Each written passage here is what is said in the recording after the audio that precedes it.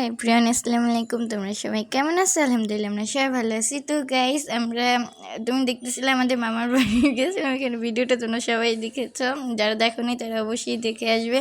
আর এটা হলো আমার দাদা বাড়িটা আমার ভাইয়ারা, আমরা সবাই মিলে এখানে আসছি। হলো একটা গুইল সাপ দেখতে, অনেক বড় একটা গুইল সাপ নাকি এখানে বসবাস করে।